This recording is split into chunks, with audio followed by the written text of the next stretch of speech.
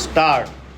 Having noticed the salient fact on which there is not much dispute, this court is firstly constrained to observe that there is no material or evidence to indicate what steps the corporation took between 30 April 1996 to 3rd February 1998.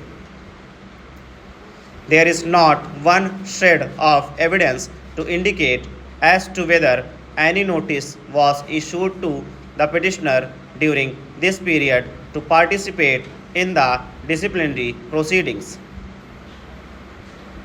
As noticed above, although the order dated 24 April 1998 asserts that various dates had been fixed by the inquiry officer appointed on 17 February 1997.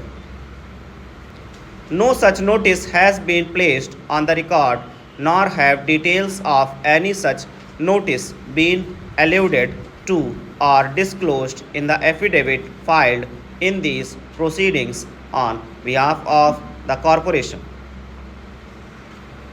Even the order sheet which stands appended along with the counter affidavit of the corporation refers to dates which were fixed in 1996.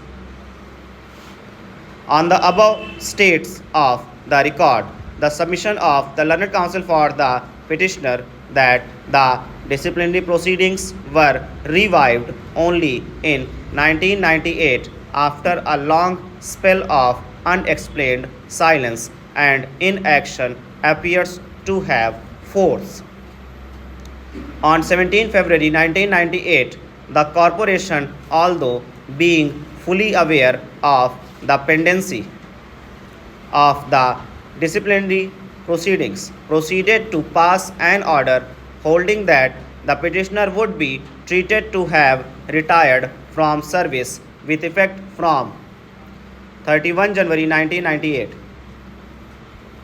If the petitioner was permitted to retire with effect from 31 January 1998, this court fails to comprehend what authority inhered in the corporation to proceed with or continue the disciplinary proceedings or to inflict any punishment upon the petitioner.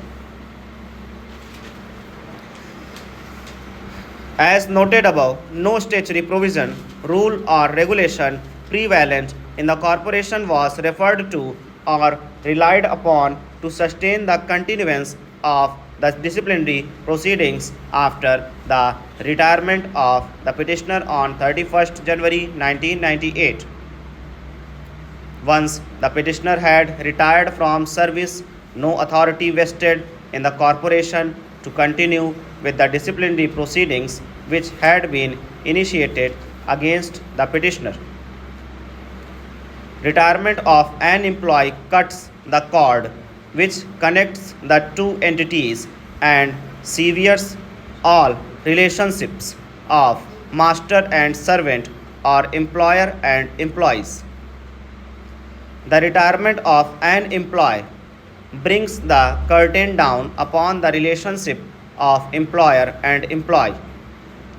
Once this event occurs, no further jurisdiction or authority vests in the employer to inflict any punishment upon the employee thereafter.